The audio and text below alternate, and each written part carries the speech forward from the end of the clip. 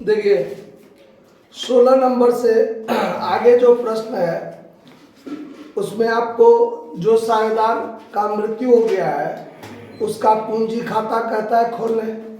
तो जो साझेदार मर गया उसके हिस्सा का जो भी कुछ होगा वो सारा का सारा चीज उसको दिया जाएगा, जो उसके पूंजी खाता में दी जाएगी। तो जो उसके फायदा वाला बात होगा वो उसके पूंजी खाता के क्रेडिट साइड में रखेंगे, और जो उसका घाटा वाली बात होगा वो उसके पूंजी खाता के डेबिट साइड में रखेंगे।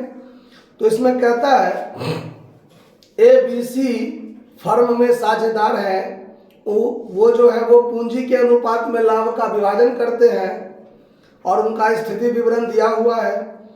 जो ABC का जो दिया हुआ है उसमें लायबिलिटी साइड में क्रेडिटर है, रिजर्व है और पूंजी है। तो ये जो रिजर्व है उसमें तो उसका हिस्सा होगा। उसके बाद कहता है एसेट्स में कि बिल्डिंग है, मशीन है, स्टॉक, डेट और कैश। तब एसेट साइड में तो बांटने वाला कोई भी आइटम नहीं है। 30/6/2022 को बी का देहांत हो गया, मतलब बी मर गया। और साझेदारी सरलेख के अंतर्गत मृत साझेदार के जो निष्पादक है यानी जो उसका नॉमिनी होगा, जो उसका एक्सिक्यूटर्स होगा, वो निम्नलिखित चीज पाने का अपना अधिकार रखते हैं। क्या सब? तो साझेदार के पूंजी खाता का शेष 12% प्रतिवर्ष के दर से पूंजी पर ब्याज, ख्याति में भाग यानी बी के मृत्यु पर फर्म का जो ख्याति का मूल्यांकन किया गया है वो 2,40,000। तो 2,40,000 में बी का जो अपना हिस्सा होगा वो बी को मिलेगा, और उसको मिलेगा तो देगा कौन? तो जो बचा हुआ साझेदार है। कैसे देगा? तो जो उसका गेनिंग रेशियो है उसमें बांट कर देगा। उसके बाद कहता है तो वो ख्याति का मूल्यांकन 2,40,000 पर किया गया है। पिछले वित्तीय वर्ष के समाप्ति से मृत्यु के तिथि तक लाभ में उसका हिस्सा जो पिछले वर्ष के लाभ के आधार पर 31/3/2022 को समाप्त हुए वर्ष में लाभ 15,000 था। मतलब देखिए, यानी पिछला बैलेंस शीट जब बंद हुआ उस तारीख से लेकर के जब ये मरा तब तक लाभ में उसका हिस्सा तो मिलेगा, क्योंकि कुछ ना कुछ तो लाभ हुआ होगा। अब लाभ का जानकारी होता है जब फाइनल अकाउंट बनता है तब, तो फाइनल अकाउंट तो साल के अंत में बनता है। अब ये साल के अंत तक उसका नॉमिनी इंतजार तो नहीं करेगा कि पूरे साल में कितना लाभ हुआ तो 6 महीना में कितना हुआ होगा। तो ये पीएल सस्पेंस जो निकाला जाता है ये एक अनुमान के आधार पर कि पिछले वर्ष 15,000 लाभ हुआ था तो इस साल भी 15,000 लाभ होगा, ये अनुमानित किया जाता है। तो उसमें वो 6 महीना जिंदा रहा, चाहे 3 महीना जिंदा रहा, चाहे 10 महीना जिंदा रहा, तो पूरे साल का पता है कि इतना होगा। तो जितने समय जिंदा रहा उतने समय का क्या होगा वो निकाल लीजिए और उसमें उसको हिस्सा दे दीजिए, ये बात होता है। तो बस हो गया। कहता है कि बी के निष्पादक को प्रस्तुत करने हेतु बी का पूंजी खाता बनाइए। तो अब देखिए, अब यहां पर हम बी का खाता बनाते हैं, बीज कैपिटल अकाउंट। सिर्फ जो मर गया उसका खाता बनाने के लिए कहता है, ज्यादा कोई बात नहीं कहता है। डेबिट क्रेडिट पार्टिकुलर अमाउंट तो हो जाएगा।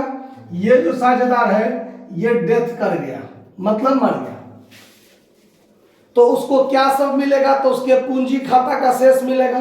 तो पूंजी खाता का शेष मिलेगा तो बाय बैलेंस बीडी तो सबसे पहले होगा, जो उसके बैलेंस शीट में दिया हुआ है वो देखिए। तो बी मर गया तो बी का खाता कितना है? 60,000। उसका पूंजी कितना है? 60,000। तो यहाँ पर 60,000 सबसे पहले लिख दीजिए। उसके बाद उसका पूंजी पर ब्याज। तो इस सब के लिए अब हम थोड़ा वर्किंग नोट कर लेते हैं।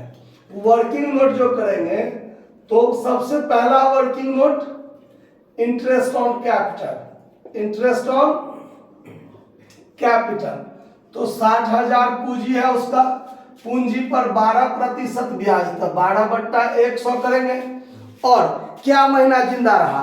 तो देखिए 31/3/2022 को पिछला बैलेंस शीट बना था। उसके बाद यह 30/6/2022 को मर गया।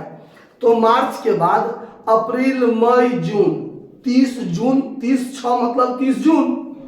तो जून तक अप्रैल मई जून 3 महीना में जिंदा रहा, तो 12% सालाना होता है, तो 3 महीना का कितना था, 3/12, 12 से 12 कट जाएगा, डबल जीरो ये कट जाएगा, तो 600 तिया कितना 1800, तो 1800 रुपया इसको पूंजी पर ब्याज मिलेगा, तो बाय इंटरेस्ट ऑन कैपिटल।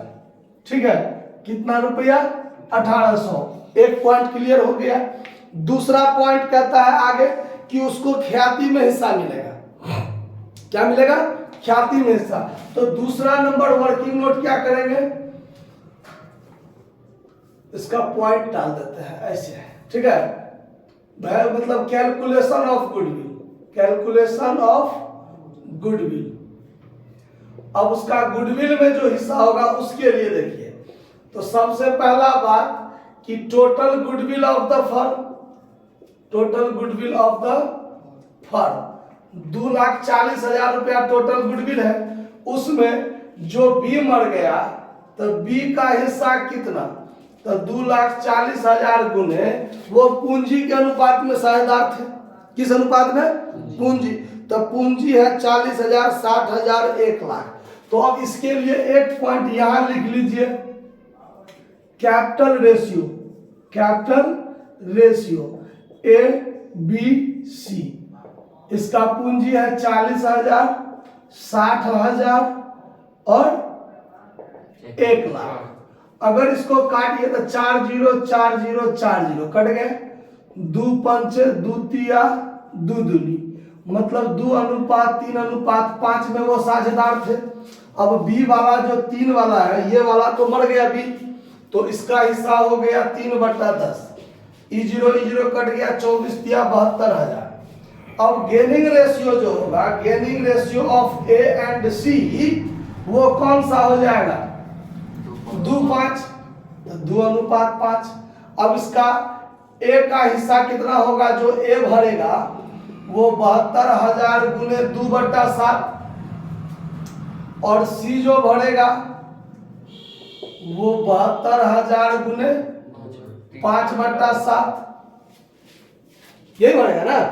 अब इसका जो कैलकुलेशन करेंगे तो 72 दूनी 1,44,000, 72 दूनी 1,44,000 और भागा कर दीजिए 7, 20,571 रुपया अप्रोक्स, 20,571 रुपया 42 पैसा होता है। तो उसमें छोड़ के इसमें जोड़ देंगे, फिर 72,000 गुने 5, तो 3,60,000 भागा कर दीजिए 7, तो ये हो गया 51,428। 51,428 के बदला में अब इसको क्या कर दीजिए 29, दशमलव के बाद वाला इसमें ज्यादा है, वो 41-42 पैसा इसमें जोड़ दिए, तो 1 रुपया इसमें बढ़ गया। तो अब ए और बी मिलकर इतना इतना देगा। तो अब यहां जो क्रेडिट में लिखना है, ए को 72,000 मिलेगा, तो by A's capital, by C's capital, क्योंकि ए और सी मिलके दे रहा है, by A's capital by C's capital 20,571 और 51,429 मिल गया, ये चीज दे दिया। उसके बाद इसको क्या मिलेगा, तो इसको मिलेगा, देखिए बैलेंस शीट में जनरल रिजर्व भी है ना, बैलेंस शीट में रिजर्व 12,000, तो रिजर्व में भी इसको हिस्सा मिलेगा बाय रिजर्व, तो 12,000 गुने 3/10, तो 3,600 रुपया होगा इसका हिस्सा, होगा कि नहीं होगा, मतलब 12,000 गुने 3/10, तो 3,600 होगा कि नहीं होगा। तो डायरेक्ट बांट कर दे दिए, इसके लिए वर्किंग नोट करने की जरूरत नहीं है। और अगला वर्किंग नोट क्या होगा, calculation of PL suspense, PL suspense. तो इसके लिए देखिए, प्रॉफिट फॉर द ईयर, यानी पूरे साल का प्रॉफिट क्या होगा, 15,000 होगा, है पिछले साल के आधार पर, ऑन द बेस, क्या लिख दीजिए, on the base of last year, यानी पिछले साल के आधार पर, यानी पिछले साल का जो आधार था लाभ का वो 15,000 था, तो इस साल भी 15,000 लाभ माना जाएगा। तो उसमें बी का हिस्सा कितना होगा, बीज शेयर। तो ये 15,000 तो पूरे साल का लाभ है, तो पूरे साल तो ये जिंदा नहीं रहा, ये जिंदा रहा 3 महीना। तो पहले 3 महीना का लाभ कितना, तो 3/12। अब ये हुआ 3 महीना का लाभ, उसमें उसका हिस्सा कितना, तो 3/10। तो फिर इसमें गुना करेंगे 3/10, तो एक ही साथ में कर देते हैं, कोई दिक्कत नहीं ना। चलिए, तो अब इसका जो कैलकुलेशन कीजिएगा, तो E0 से E0 कट गया, 3 चौका 12 कट गया। अब 1500 तिया 4500 भागा 4 कीजिए, तो 1125 रुपया होगा कि नहीं होगा। 11 चौक 44 और 25 चौका 100, 1125 रुपया। अब इसको लाभ में जो हिस्सा देंगे, ये भी क्रेडिट में, बाईपीएल सस्पेंस अकाउंट 1125, मतलब सब कुछ हो गया। इसका घाटा वाली कोई बात नहीं है, जो इसका घाटा में है तो कटेगा।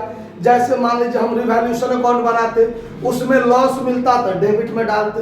अगर बैलेंस शीट के एसेट्स में पीएल अकाउंट रहता, चाहे गुडविल रहता, तो उसको हम लोग डेबिट में बांटकर समाप्त कर देते, लेकिन ऐसा वैसा बात है नहीं, बस हो गया। अब इसको यदि हम जोड़ें तो 60,000 18 61,800 ये हो गया, प्लस ये दोनों को जोड़ के 72,000 होता है, ये तो पते है। फिर प्लस 3600 हिस्सा मिला है, और फिर प्लस 1125 मिला है, मतलब 1,38,525, 1,38,525। तो यहाँ भी 1,38,525 होगा।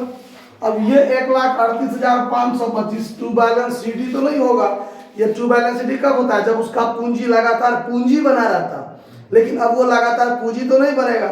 तो बीज लोन अकाउंट, तो बीज लोन अकाउंट भी नहीं बनेगा, क्योंकि बेचारा बीज जिंदा तो है नहीं। रिटायरमेंट में बीज लोन अकाउंट होता, वो तो होगा नहीं, ये तो भी मर गया है। तो फिर इसका रुपया लेगा कौन, तो जो उसका एस्क्यूटर होगा। एस्क्यूटर नहीं समझ जाइएगा, वो चलाने वाला, एस्क्यूटर्स, ठीक है, उत्तराधिकारी यानी उसका जो नॉमिनी होगा। तो यहाँ हो जाएगा टू बीज एक्सक्यूटर्स अकाउंट, बैलेंसिंग फिगर जो है 1,38,525। ये इसका कौन लेगा, जो उसका नॉमिनी है वो लेगा। उसके खाता में इसको क्या कर दिया जाएगा, ट्रांसफर कर दिया जाएगा। आया बात समझ में, कहीं कोई दिक्कत। तो इसका नॉमिनी का अकाउंट तो नहीं कहता है बनाने, सिर्फ बी का खाता कहता है बनाने, यानी जो बी मर गया उसका खाता। तो बात क्लियर है, समझ में कोई दिक्कत है ना, नोट कर लीजिए उसको।